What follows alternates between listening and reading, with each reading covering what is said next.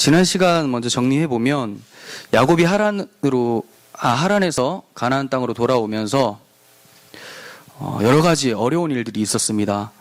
베들레헴으로 가지 않고 세겜 땅에 머물러 살자 어려운 일들이 발생을 했었고, 결국에는 베델로 와서 아버지가 계신 헤브론으로 돌아오게 됩니다. 그런데 돌아오고 나서 아버지가 죽고 돌아오는 길에는 자기 아내가 죽게 되었어요. 라헬이 죽게 되었죠. 라헬이 죽으면서 자기 아들 이름을, 마지막에 그 낳은 아들의 이름을 베논이라고 불렀지만 야곱은 베냐민으로 불렀습니다. 라헬 입장에서는 굉장히 슬픈 일이었지만 야곱은 하나님의 언약을 믿었기 때문에 베논이가 아니라 오른손의 아들, 기쁨의 아들, 회복을 의미하는 베냐민으로 짓고 그의 신앙을 고백하는 것을 보았습니다. 이와 같이 우리 삶 속에서도 슬픔이 찾아오지만 그것은 베논이로 끝나는 것이 아니라 베냐민으로 이어지는 하나님께서 약속해 주신 소망이라는 것을 기억하고 그리스도만 위로로 삼고 살아가야 된다는 것을 배웠어요.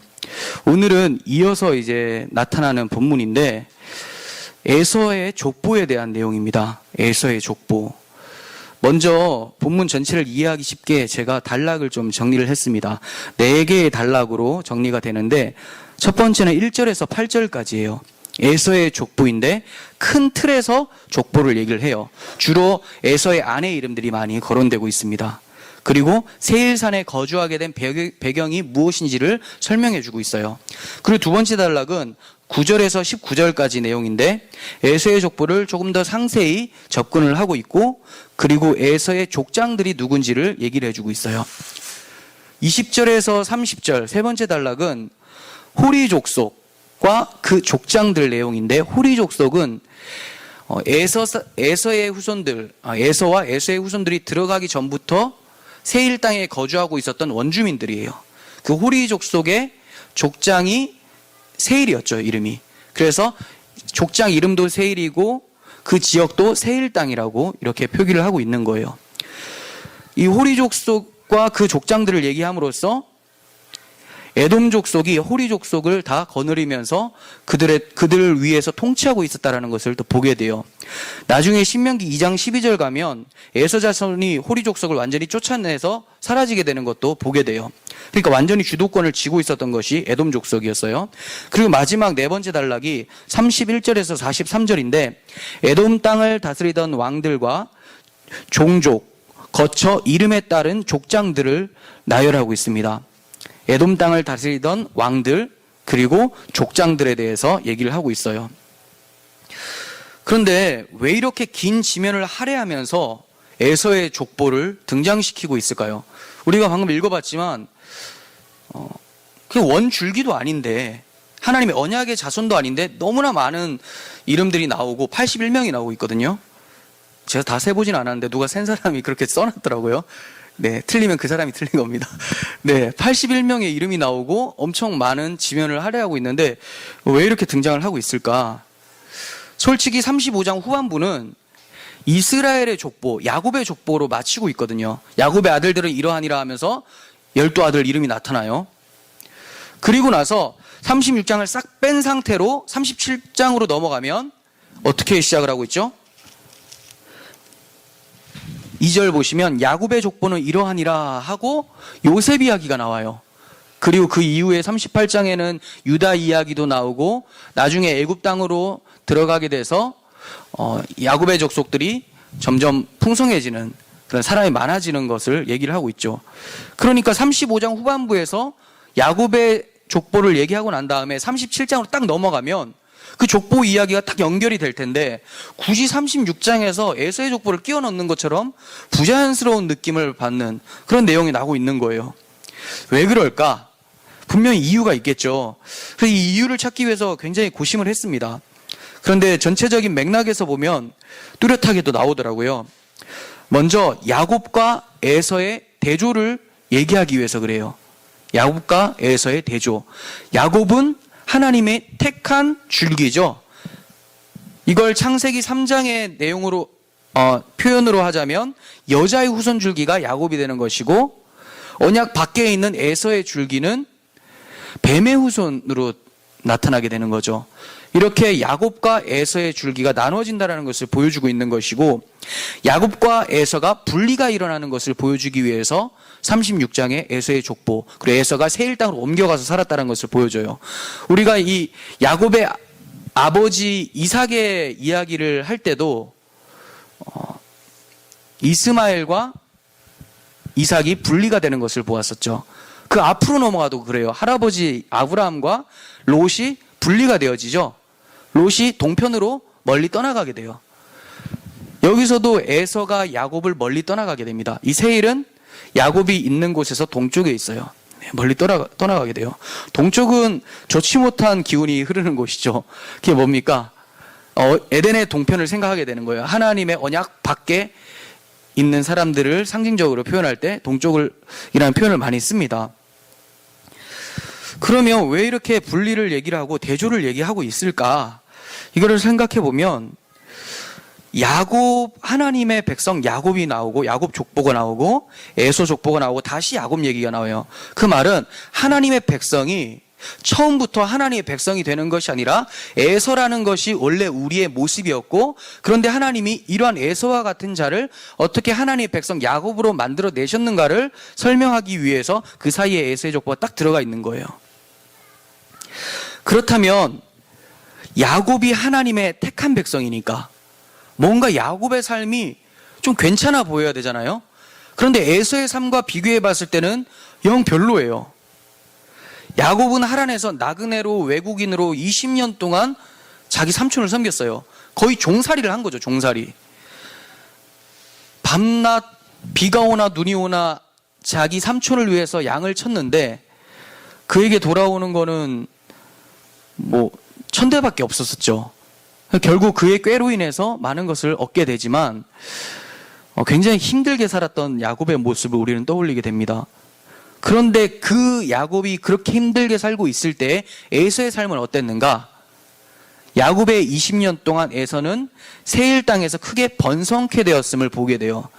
야곱이 베델로 돌아갈 때 형 에서를 만나게 됩니다. 형 에서가 세일 쪽에서 오게 되는데 혼자 오는 것이 아니라 자기가 거느리고 있었던 사병 400명을 데리고 왔죠. 400명은 전체 인구가 아니겠죠. 왜냐하면 전체 인구를 다 데리고 나오면 다른 족속의 침략을 받을 수가 있기 때문에 어느 정도만 데리고 나왔을 거예요. 그 어느 정도 데리고 나온 게 400명이면 엄청난 군사력과 그 경제적인 것을 가지고 있다는 것을 보게 돼요. 그리고 야곱의 후손이 애굽에서 400년 동안 종살이할 때 에서의 후손들은 에돔 땅에서 왕국을 세우고 8대에 이르러서 왕이 이어지는 것을 보게 돼요. 이상하지 않습니까? 분명히 아버지 이삭이 해준 축복을 봐서도 야곱이 더 잘 돼야 되고 복이 좋아야 될 것 같은데 모습이 그렇지가 않다는 거예요. 생각해 보겠습니다. 한번 보겠는데 이삭이 야곱에게 어떻게 축복했는지 그리고 에서에게 어떻게 축복했는지를 한번 비교해 보겠습니다. 창세기 27장 27절. 그가 가까이 가서 그에게 입맞추니 아버지가 그의 옷에 향취를 맡고 그에게 축복하여 이르되, 자, 야곱에게 합니다. 내 아들의 향취는 여호와께서 복 주신 밭의 향취로다. 여호와께서 복 주신 밭의 향취. 야곱은 복받은 자라는 거죠. 28절. 하나님은 하늘의 이슬과 땅의 기름짐이며 풍성한 곡식과 포도주를 내게 주시기를 원하노라. 만민이 너를 섬기고 열국이 내게 굴복하리니 내 형제들의 주가 되고 내 어머니 아들들이 내게 굴복하며 너를 저주하는 자는 저주를 받고 너를 축복하는 자는 복받기를 원하노라. 네, 천한무적이죠. 천한무적이에요. 빈틈없는 언약이에요. 축복이죠. 그럼 에서의 축복은 어떤지 보겠습니다. 38절. 에서가 아버지에게 이르되 내 아버지여, 아버지가 빌 복이 이 하나뿐입니까? 내 아버지여 내게 축복하소서, 내게도 그리하소서 하고 소리 높여 우니 그 아버지 이삭이 그에게 대답하여 이르되 내 주소는 땅의 기름짐에서 멀고 내리는 하늘 이슬에서 멀 것이며. 이런 말을 도대체 왜 하는지 모르겠어요. 굳이 멀다고 얘기를 합니다.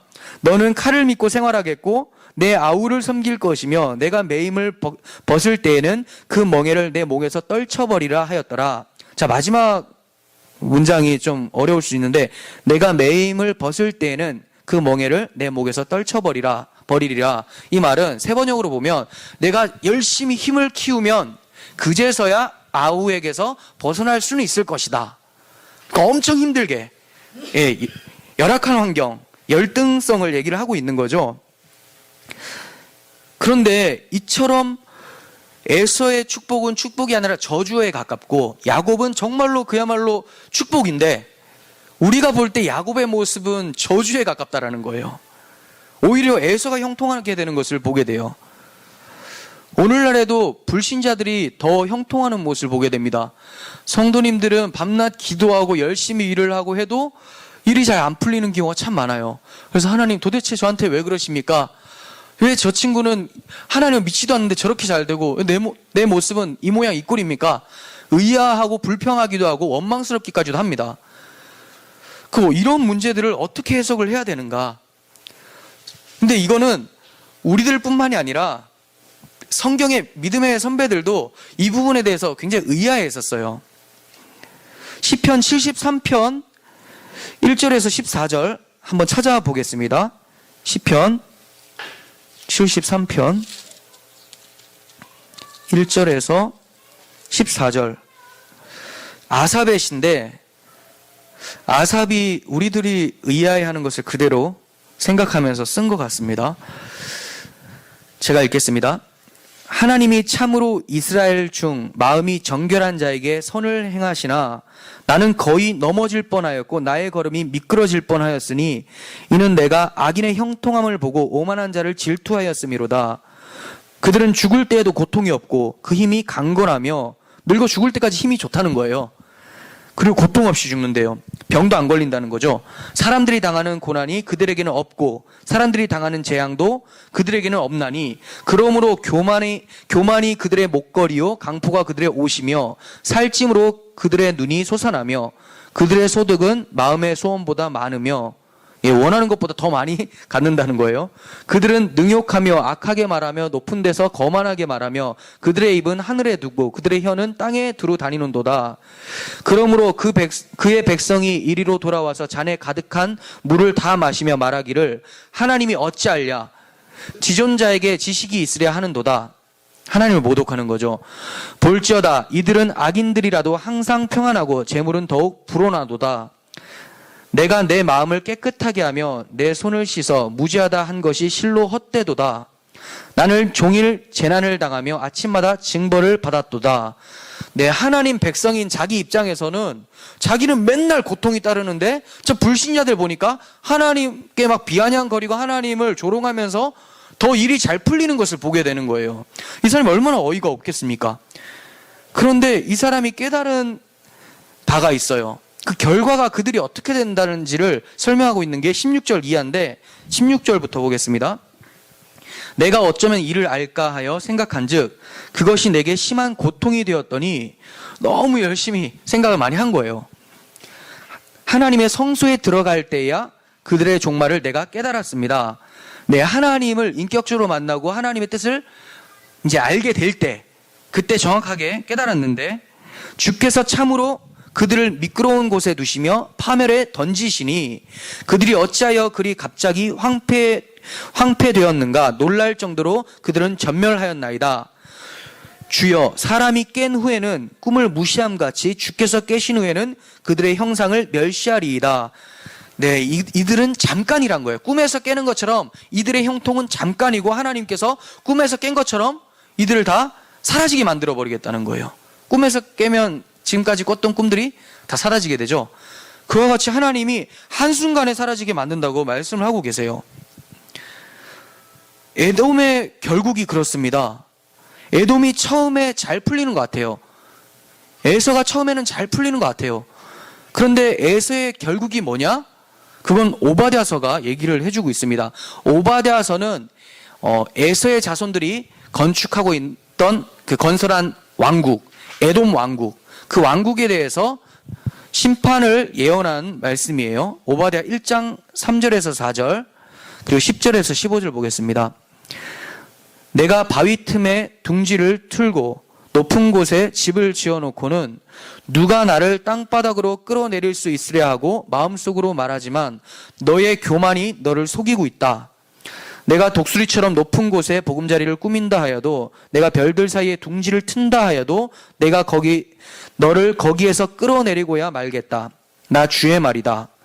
10절, 내 아우 야곱에게 저지른 그 폭행 때문에 내가 치욕을 당할 것이며 아주 망할 것이다. 내가 멀리 서서 구경만 하던 그날 이방인이 야곱의 재물을 늑탈하며 외적들이 그의 문들로 들어와서 제비를 뽑아 예루살렘을 나누어 가질 때에 너도 그들과 한패였다. 내 형제의 날, 그가 재앙받던 날에 너는 방관하지 않았어야 했다. 유다 자손이 몰락하던 그날, 너는 그들을 보면서 기뻐하지 않았어야 했다. 그가 고난받던 그날, 너는 입을 크게 벌리고 웃지 않았어야 했다. 나의 백성이 패망하던 그날, 너는 내 백성의 성문 안으로 들어가지 않았어야 했다. 나의 백성이 패망하던 그날, 너만은 그 재앙을 보며 방관하지 않았어야 했다. 나의 백성이 패망하던 그날, 너는 그 재산에 손을 대지 않았어야 했다. 도망가는 이들을 죽이려고 갈라지는 길목을 지키고 있지 않았어야 했다. 그가 고난받던 그날, 너는 살아남은 사람들을 원수의 손에 넘겨주지 않았어야 했다. 내가 모든 민족을 심판할 주의 날이 다가온다. 내가 한 대로 당할 것이다. 내가 준 것을 내가 도로 받을 것이다. 아멘. 네, 이들이 왜 심판받게 되었습니까? 두 가지예요, 두 가지. 3절에서 4절까지의 내용을 보면 교만 때문에 그렇다고 보게 돼요. 교만. 너의 교만이 너를 속였다. 아주 대단했습니다. 이들이 어느 정도 교만했냐면 하늘 꼭대기에 있다고 생각을 한 거예요. 하나님이라도 자기를 끌어내리지 못할 것이다. 왜 그렇게 생각했는지 사진으로 좀 보여드릴게요. 이 세일 땅에 에서가 건축한 이 왕국이 어떻게 생겼는지 보여드리면, 여기 보시면 보이시죠? 지금 들어가는 길목이에요. 좁죠? 너무 좁아요. 이게 엄청 높은 지역에 그 큰 돌을 깎아서 그 안에 계곡이에요. 골짜기예요. 그 안에 들어갈 수도 없어요. 당연히 교만을 할 만하죠. 이리로 침범하려고 하는 적들이 아무리 많아도 조금밖에 못 들어와요. 영화 300 보면 그 골짜기 같은 데 싸우죠. 그래야지 아무리 인원이 많아도 많이 못 덤비니까. 이렇게 있어요. 그 들어가고 나면 이 안이 이렇게 점점 커져요. 안에 요새가 있습니다. 그러니까 바위 틈에 숨은 자여, 높은 곳에 거주하는 자여라고 하는 말씀이 바로 이 말이에요. 이들이 자기들이 높고 견고하기 때문에 그 어떤 누구도 자기를 멸망시킬 수 없다라고 생각을 했던 거예요. 그래서 교만이 극에 달았습니다. 또 하나는 에서의 족속들은 야곱의 형제들이죠. 그런데 이 형제를 너무나 박해했어요. 교만하기 때문에 하나님의 백성을 박해한 거죠. 이 교만과 형제를 박해한 것은 세트로 묶이게 돼요. 너무 교만하기 때문에 하나님의 백성인데도 불구하고 무시하고 박해를 하는 거예요. 방관하는 정도가 아니라 점점 심해져요. 아까 10절부터 봤지만 처음에는 방관하고 있다가 나중에는 남들이 약탈할 때, 늑탈할 때 그 안에 들어가서 같이 다 빼앗고 온갖 나쁜 짓을 다 하는 것을 보게 돼요. 그리고 사람들이 도망갈 때 갈라지는 길목을 지키고 있어요. 그리고 그 도망하는 이들을 그들의 적에게 넘겨줍니다. 얼마나 나쁩니까? 이들이 누구를 무시한 겁니까? 하나님을 무시한 거죠. 하나님의 백성을 잡아 죽인다는 것은 하나님을 무시한 것이고, 구속사적으로 볼 때 이스라엘 백성 가운데 오실 예수 그리스도를 막기 위해서 이들이 이런 일들을 행한 것으로 볼 수가 있어요. 이것이 에돔이 멸망한 이유예요. 교만하기 때문에 하나님을 대적한 것. 이 점을 두 명의 에돔 사람 헤롯과 도액이라고 하는 사람을 통해서 또 자세히 살펴볼 수가 있습니다.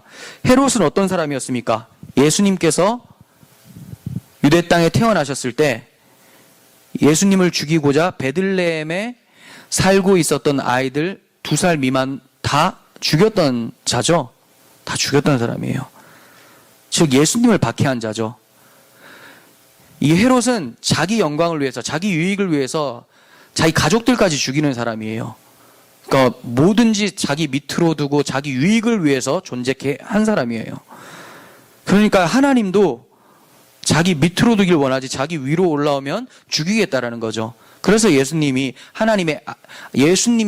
그 메시아라는 걸 알았음에도 불구하고 그를 죽이게 됩니다. 죽이려고 아이들을 죽이게 됩니다. 도액은 어떤 사람이에요? 도액은 사무엘상에 나오는 사람인데 다윗이 사울을 피해서 높당 아히멜렉 제사장에게로 도망쳐서 숨어 있어요. 근데 이 도액이라는 사람이 그것을 들었었어요. 그래서 사울에게 얘기를 해줍니다. 그랬더니 사울이 가서 네가 제사장들을 다 죽여버리라 이렇게 얘기를 해요. 그래서 제사장 죽이는데 앞장섰었던 사람이 도액이에요. 이 도액도 에돔 사람이에요. 헤롯 왕도 에돔 사람. 이 도액으로 인해서 제사장들이 죽을 때 다윗이 시를 썼는데 그게 52편 1절에서 7절인데 보겠습니다. 포악한 자여 내가 어찌하여 악한 계획을 스스로 자랑하는가. 하나님의 인자하심은 항상 있도다. 내 혀가 심한 악을 꾀하여 날카로운 삭도같이 간사를 행하는도다. 이거 도액이죠. 내가 선보다 악을 사랑하며 의를 말함보다 거짓을 사랑하는도다. 간사한 혀여 너는 남을 해치는 모든 말을 좋아하는도다. 그런즉 하나님이 영원히 너를 멸하시며 너를 붙잡아 내 장막에서 뽑아내며 살아있는 땅에서 내 뿌리를 빼시리로다. 의인이 보고 두려워하며 또 그를 비웃어 말하기를 이 사람은 도액이죠.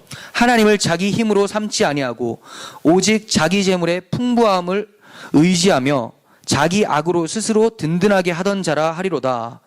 자, 이 도액의 특징이 뭡니까? 거짓말하고 사람들 매도하고 사람들을 괴롭히는 거 좋아하고 이런 사람이라고 하죠. 그리고 이 사람은 결국은 하나님을 자기 힘으로 삼지 아니하고 자기 재물의 풍부함, 그 재물의 힘을 믿는 사람이라고 얘기를 해요. 자기의 악으로 스스로 든든하게 하던 자다 이렇게 표현하고 있습니다. 하나님을 자기 힘으로 삼지 않는 자들이 바로 예수 그리스도를 십자가에 못 박는 자들이에요. 교만이 패망의 선봉인 이유가 뭐냐면 교만한 자는 예수님을 받아들이지 않기 때문에 그렇습니다.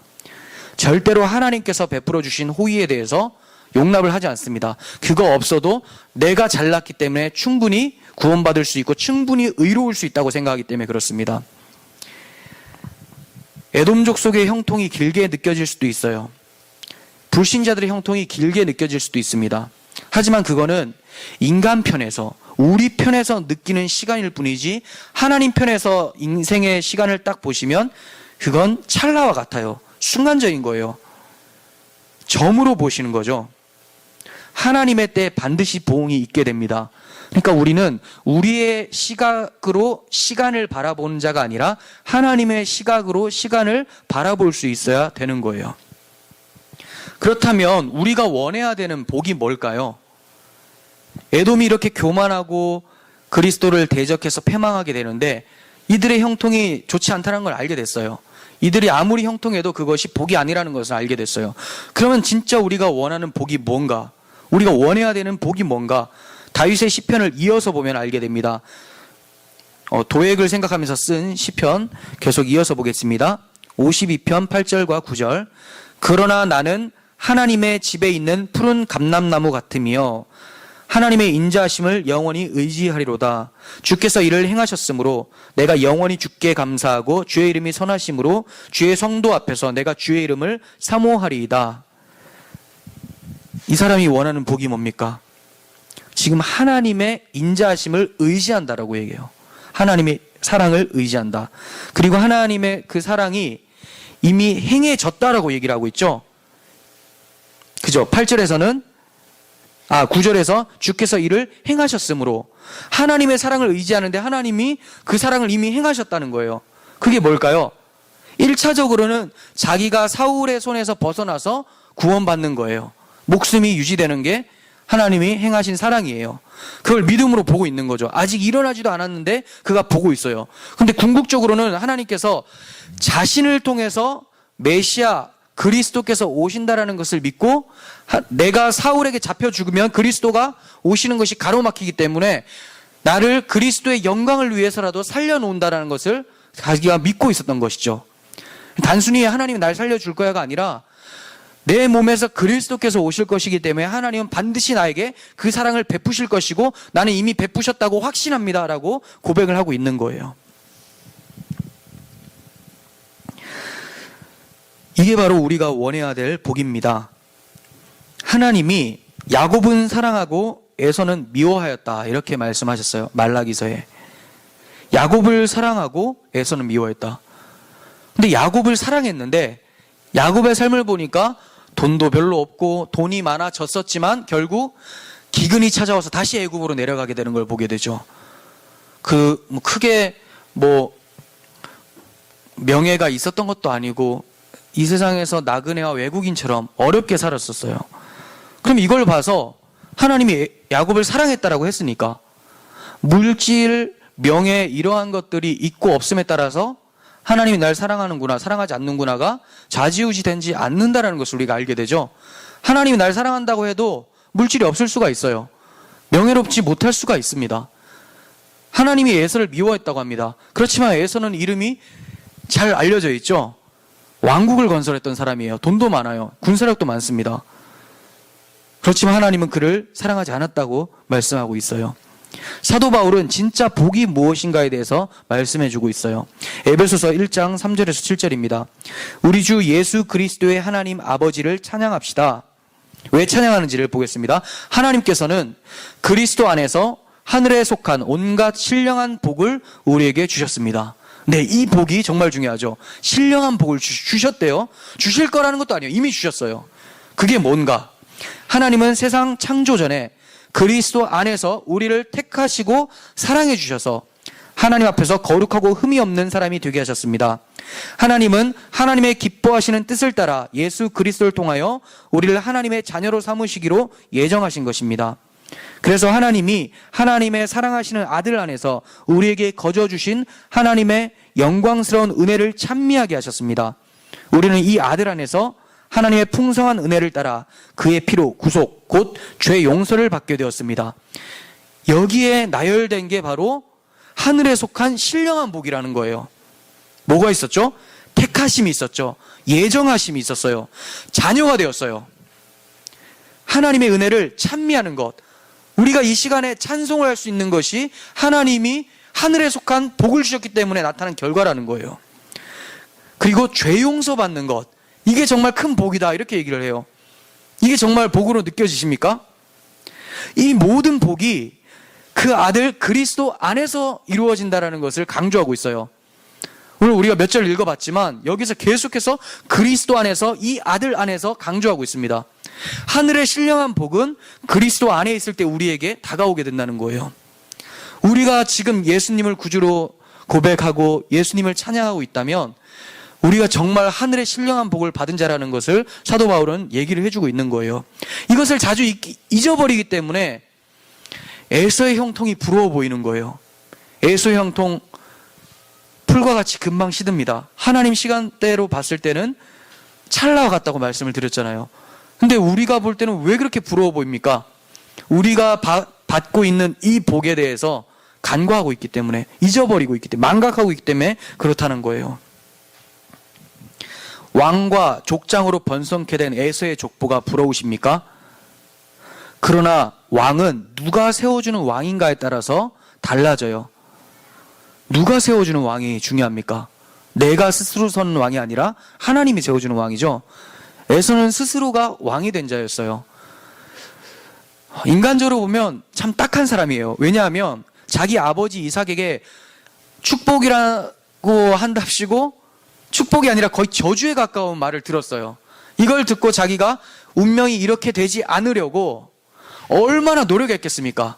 그 노력의 결과로 맺어진 것이 바로 스스로 왕됨이에요. 왕국을 건설했어요. 치열하게 살았습니다. 이러한 치열한 삶은 자기 후손들에게도 나타나요. 우리가 읽은 그 족보를 보시면 왕들이 막 나열되는데 이 왕들이 부자 세습이 아니라는 것을 보게 돼요. 어디 사람 어디가 왕이 되고 그 사람이 폐위되면서 어디 사람 어디가 다시 왕이 되고 이렇게 얘기하면서 쿠데타가 일어났다는 것을 보게 돼요. 그러니까 얼마나 스스로 왕 되고 싶어서 그 에서의 핏줄들이 그렇게 난리를 쳤겠습니까? 이게 바로 에서의 모습을 그대로 빼다 박은 거죠. 이러한 모습이 바로 무거운 짐이에요. 그리고 그 짐을 풀고 보니 쓰레기 봉투였던 거예요. 자기가 정말 열심히 짐을 지고 이게 왕이다, 이게 최고다고 도착해서 딱 풀었는데 이거 쓰레기 봉투를 잘못 가져왔네. 눈이 어두워가지고 집 앞에 내둔 쓰레기 봉투를 금인 줄 알고 가지고 온 거죠. 하지만 야곱의 후손이 그 왕이 되는 것은 스스로 왕 되는 것이 아니에요.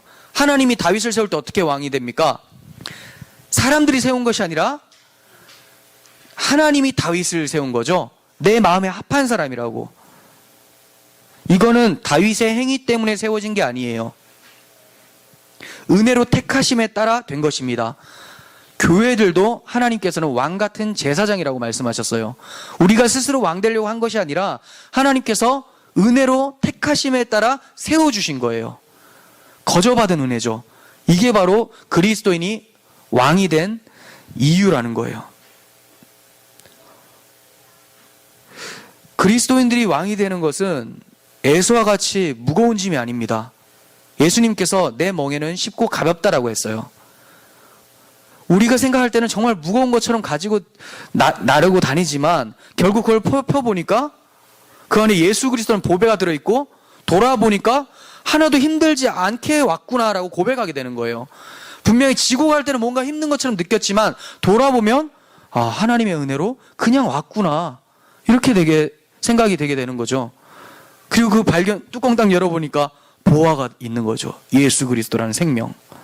우리는 그 나라를 사모해야 돼요. 그리스도의 나라를 사모해야 됩니다. 에서의 형통을 부러워하지 않았으면 좋겠습니다. 에서의 형통은 부러워할 것이 아니라 오히려 경계하고 조심해야 돼요. 에서의 형통 따라가다가 그 형통의 맛을 본 자는 그리스도라고 하는 보배를 잊어버릴 수가 있습니다. 그래서 히브리서 기자가 당부하기를 이렇게 얘기를 해요. 히브리서 12장 15절, 너희는 하나님의 은혜에 이르지 못하는 자가 없도록 하고 또 쓴뿌리가 나서 괴롭게 하여 많은 사람이 이로 말미암아 더럽게 되지 않게 하며 음행하는 자와 혹 한 그릇 음식을 위하여 장자의 명분을 판 에서와 같이 망령된 자가 없도록 살피라. 너희가 아는 바와 같이 그가 그 후에 축복을 이어받으려고 눈물을 흘리며 구하되 버림받되어 회개할 기회를 얻지 못하였느니라. 네, 우리에게 무슨 경계를 하고 있습니까?